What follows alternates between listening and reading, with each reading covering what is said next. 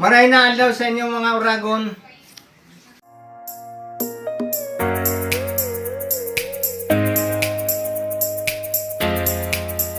Memoy Ulit TV.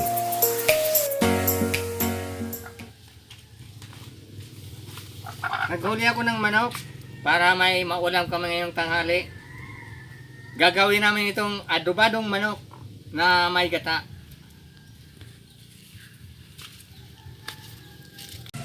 Papa tayo ng tanglad para panghalo natin dun sa adobadong manok.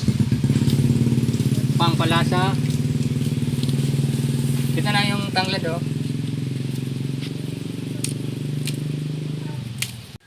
Dito po tayo ngayon, magsisibak ako ng kahoy para panggatong doon sa adobadong manok.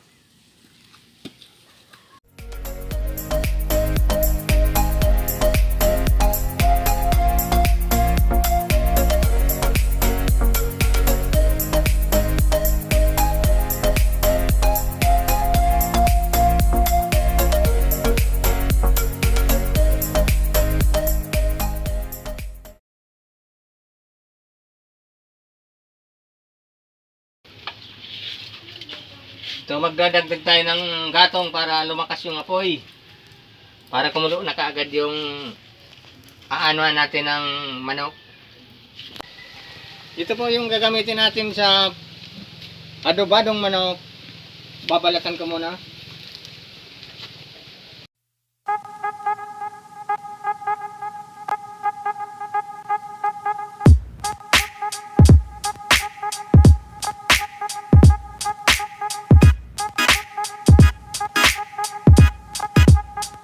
Ito po, maghihiwa na tayo ng manok.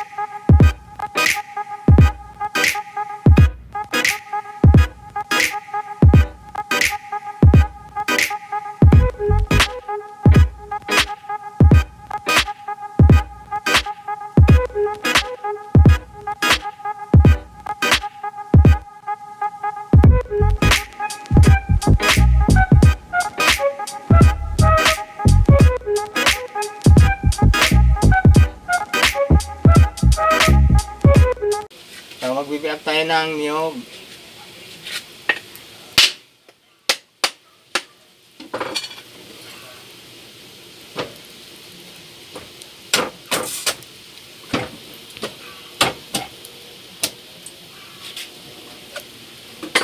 Tapos iinumin natin. Diyos, buko Diyos.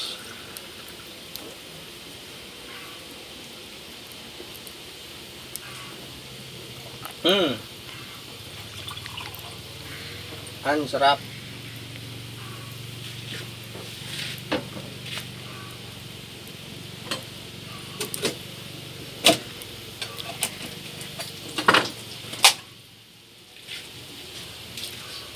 Magkukudkod tayo ng niyog. Simulan na natin magkudkod ng niyog.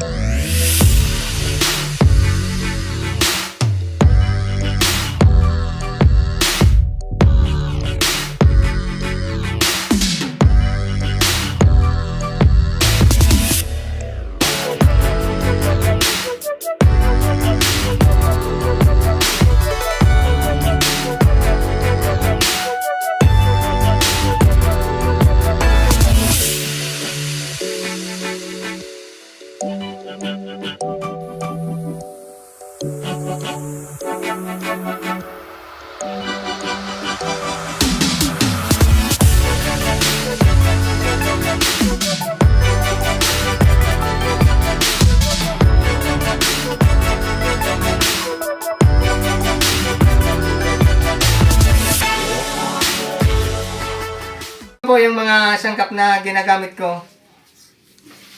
Ito po yung tanglad. Ito po yung luya. Ito po yung sibuyas. Ito po yung bawang. Ito po yung laurel. Ito po yung asin. Saka pamienta. Tapos nagkayod ako ng niyog para gawin natin gata. Ito po, magpipiga na tayo ng niyog na kinudkod ko para ihalo ko diyan sa adobadong manok.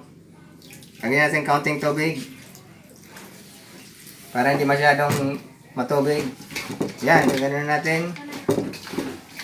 Halo-halo natin yung tubig sa Let's go back, back, back, back, back, back, back, back.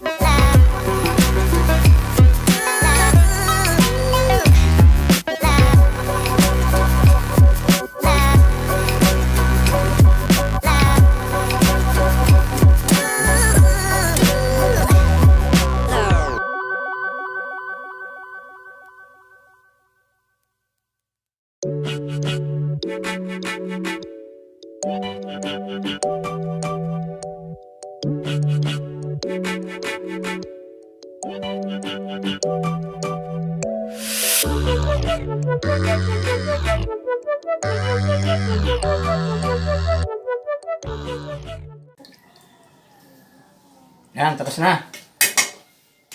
Ang susunod natin gagawin, isang kotsa, sa Bicol, isang kotsa.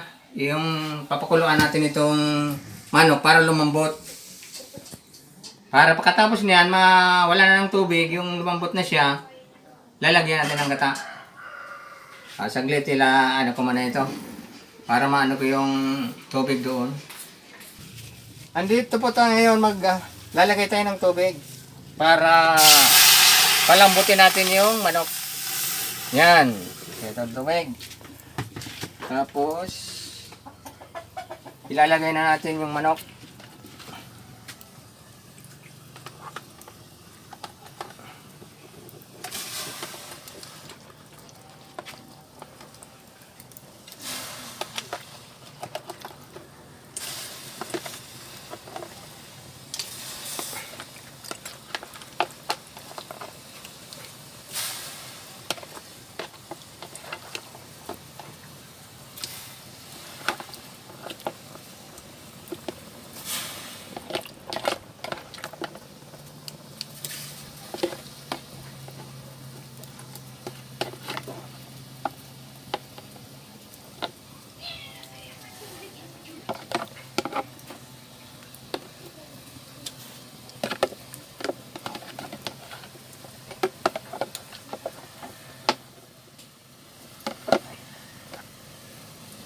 Ayan. Ilagay na natin. Pakukuluin natin ito para lumambot siya. Bago natin lalagyan ng gata. Pag naubos na yung tubig.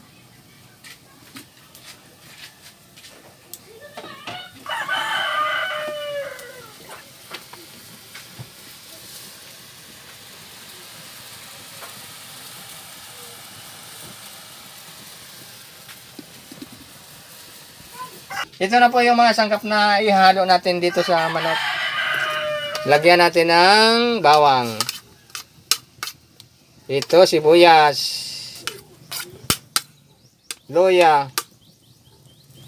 Laurel. Kaunting asin. Tapos itong tanglad. Tapos paminta. Yan.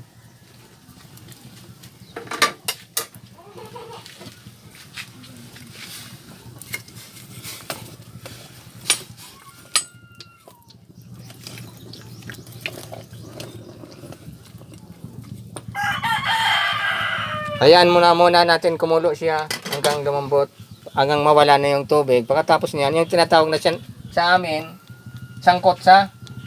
Pakukuluan mo muna para lumambot siya. Ito na po yung gata, ihalo na natin dito sa adobadong manok. Ito, kasi natuyo na yung tubig. Yan. Yan, lalagyan na natin. Yan. Tapos, halo-haloin natin ng kaunti hanggang kumulo ito. Para hindi magbilog-bilog yung gata. Yan.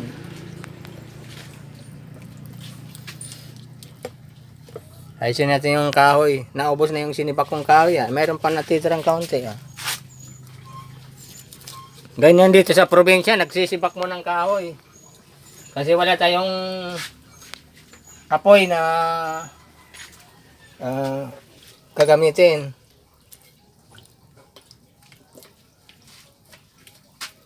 O yan. Ito, luto na ang ginagawa nating adobadong manok. Naluto na malambot na ito. Pwede na itong ihanda sa mesa. Yan. Tama na. Pwede na yan. Para may sabaw. Ihalo natin sa kanin.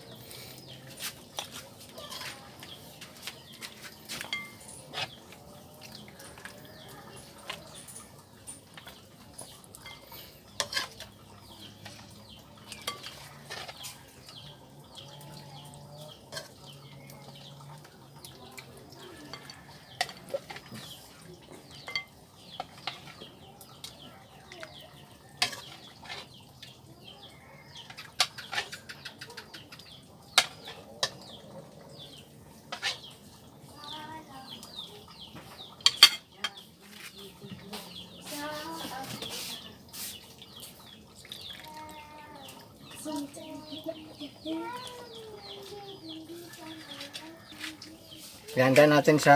Okay, pwede na natin ihanda sa lamesa para makain na. Tikman na natin itong adobadong manok.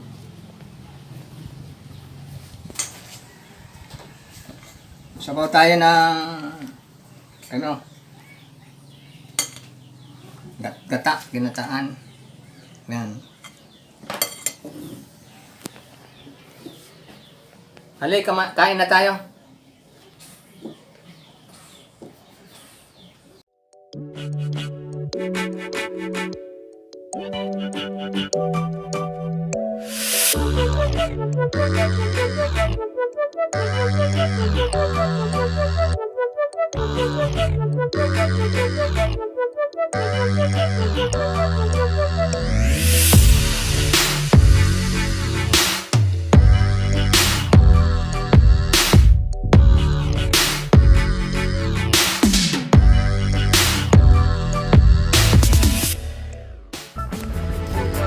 Please like and subscribe to my YouTube channel and click the bell button below para updated kayo sa mga susunod ko pang videos.